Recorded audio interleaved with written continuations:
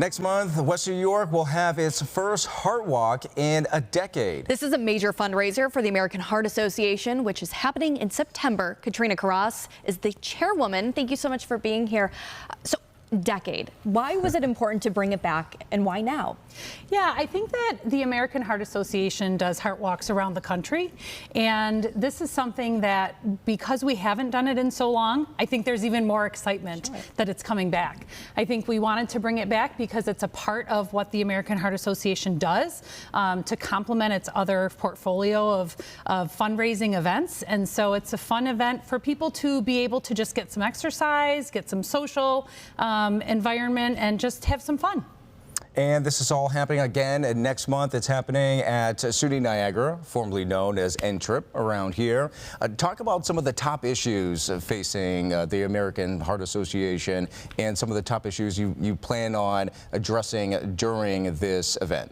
Yes, so we will have blood pressure screenings. We will have CPR demonstrations and CPR practice opportunities.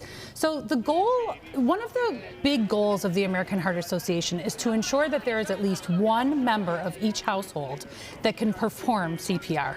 And so by bringing the family to the event, you can have your 14-year-old or your 18-year-old or your 10-year-old practice CPR and learn how to do it. And so they could be the one person in the household that could save a life.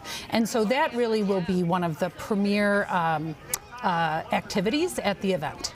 There, of course, has been that push for people to learn CPR. Do you feel as though by holding an event like this, where people are arriving and you are sort of kind of providing them those details, it makes things easier, especially for the younger generation, to learn something like this? Yes. So on the American Heart Association's website, there is an opportunity to do like a 2-minute online training. So they can learn, people can learn how to do CPR. But being able to actually touch a dummy, if you will, touch a mannequin, and be able to practice really makes a difference, because it just takes away some of the mystery and some of the unknown and really builds confidence.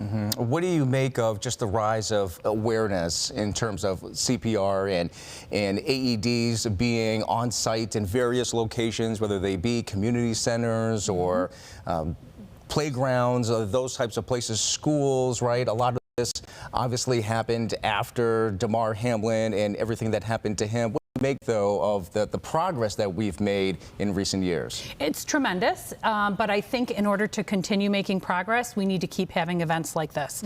And so one of the things the American Heart Association does is they work with different organizations to activate having an AED on site, teaching employees how to do CPR, like at a school or at a library or something like that. And so the more effort we make on this, the better it will be. There's been a tremendous advancement over the years, but we still have work to do. Of course, there is a push for fundraising. What does this funding go toward, and how does it better that message that you continue to provide for people? Yeah, so the funding goes toward research for sure, but it does go to CPR activations, so CPR education activations. So the American Heart Association will work with organizations to say, we want to teach your people, your employees, how to do CPR.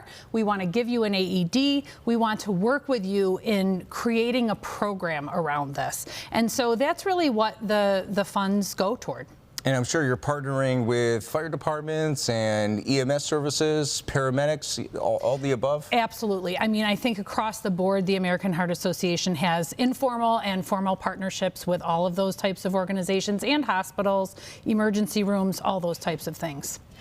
This is something that I feel like a lot more people are discussing now, is your heart health, how to get active, how to get healthy, CPR especially. You know, where do you think this push or that education is coming from? And I'm sure this is something that you guys are trying to build upon. Yeah, so I think, you know, people are more and more aware of what it means to be heart healthy. They know that the things we eat, the activities we do, all of those things contribute to our heart health. And so I think over time, as we do more and more education, like through the American Heart Association, we will be promoting this amongst our population, and our community will be healthier. All right, very good. So we have the Heart Walk. It is the first after many years Yes. of silence, but we're coming back. We're getting back on the bike on Back and better than this. ever. Yes, exactly. sure. Come out for a fun day and a nice walk. We'll have great weather, I'm sure, September 12th. Okay, perfect. And then can people, do you register? What details do people need to know? Yes, so there is a URL link that we can certainly make available, or it may already be available somewhere on the screen, but we certainly can make that available. People just click on that link. They can join a team. I happen to be the Kaleida Health team, but you can join any team that you like and register. There is no fee to register, and there's no fee to walk. We do encourage fundraising just because we know that the money goes to a good place, but it's really just a nice event to come out and have fun. Katrina, thank you so much. We like Absolutely. we like free things. Free things are by the way. great. Yeah, those are great. Right. All right. Wonderful. Thank you.